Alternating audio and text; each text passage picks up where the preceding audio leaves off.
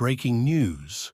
Sinabi ng Pilipinas noong Biyernes, Nobyembre 10, na ang mga barko ng China ay nagpakalat ng mga water cannon at nagtangkang harangin ang mga sasakyang pandagat sa isang resupply mission sa BRP Sierra Madre, ang outpost nito sa Ayungin Shoal, Second Thomas Shoal, sa West Philippine Sea.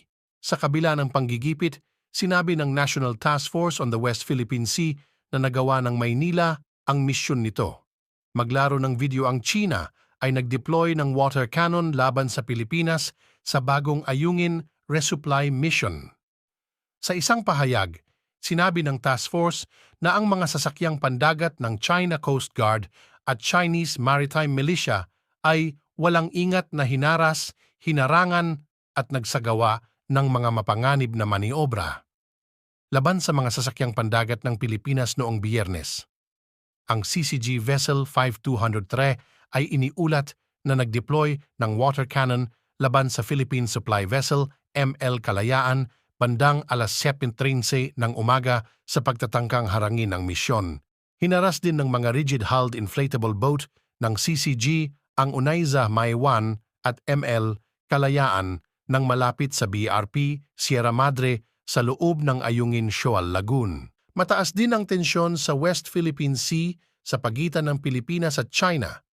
Ngunit sila ay lumaki nitong mga nakaraang buwan habang ang Maynila ay nagiging mas iginiit sa pag-angkin at mga karapatan nito sa mga tubig na iyon.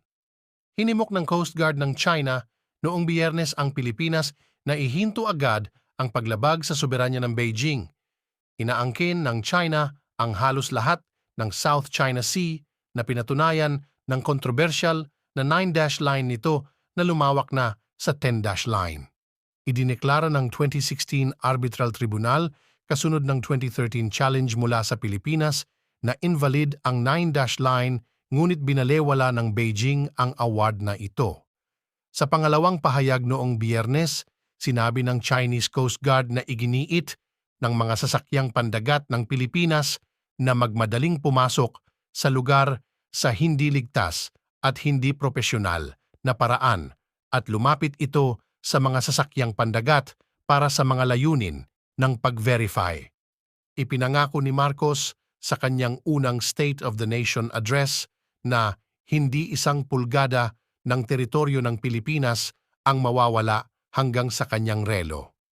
Ang Maynila ay lalong kilala sa pagtulak nito na i-broadcast sa mundo ang mga agresibong aksyon ng China, kabilang ang mga mapanganib na maneuver nito sa South China Sea.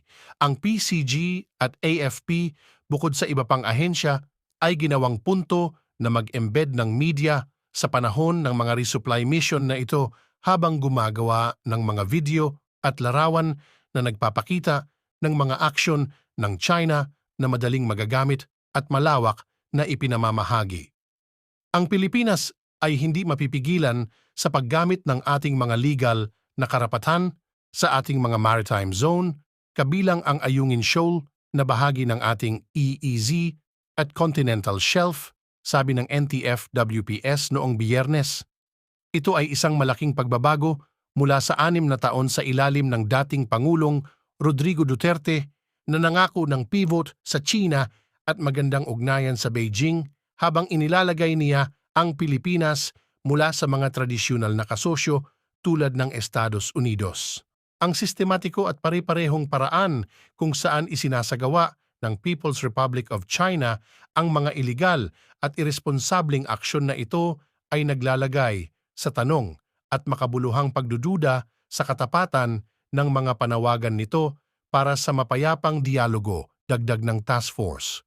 Ang Pilipinas, sa pamamagitan ng embahada nito sa Beijing, ay naghain ng diplomatikong protesta kasunod ng panggigipit ng China. Nakipag-ugnayan din ang kagawaran ng ugnayang panlabas ng Pilipinas sa katapat nito upang ihatid ang protesta sa pamamagitan ng Maritime Communications Mechanism. Ang pinakabagong resupply mission ay darating ilang linggo pagkatapos ng isang misyon noong Oktubre 22 na bahagyang natapos pagkatapos ng 2 insidente ng banggaan sa open sea. Sa nasabing misyon, ang Unaiza May 2 ay bumangga sa isang barko ng China Coast Guard habang ang BRP Cabra ay bumangga sa isang Chinese Maritime Militia vessel. Ito ang unang pagkakataon na ang mga barkong pagmamay-ari o kinontrata ng gobyerno ng Pilipinas ay bumangga sa mga barko ng China sa West Philippine Sea o bahagi ng South China Sea sa loob ng Philippine Exclusive Economic Zone, EEZ. Ang mga sagupaan tulad ng insidente noong Nobyembre 10 ay naging pare-pareho sa mga misyon ng resupply sa BRP Sierra Madre. Nagkaroon din ng mas tenser na mga pagkakataon noong Pebrero 2023, ilang linggo pagkatapos magsimula ng state visit si Pangulong Ferdinand Marcos Jr. sa Beijing, gumamit ang China ng military-grade laser laban sa isang barko ng PCG na naglagay sa mga tripulante nito sa panganib.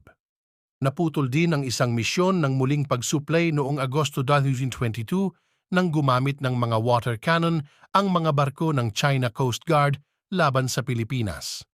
Sa tatlong pagkakataong iyon, ipinatawag ng Pilipinas ang nangungunang sugo ng China sa Maynila at naghain ng mga protesta sa pamamagitan ng sarili nitong sugo sa Beijing.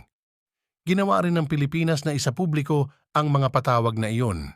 Muli naming kinokondena ang pinakahuling hindi pinupuntos na mga pagkilos ng pamimilit at mapanganib na maniobra ng China laban sa isang lehitimong at nakagawiang misyon ng pag-ikot ng Pilipinas at muling pagbibigay sa Ayungin Shoal na naglagay sa buhay ng ating mga mamamayan sa panganib, sabi ng gobyerno ng Pilipinas.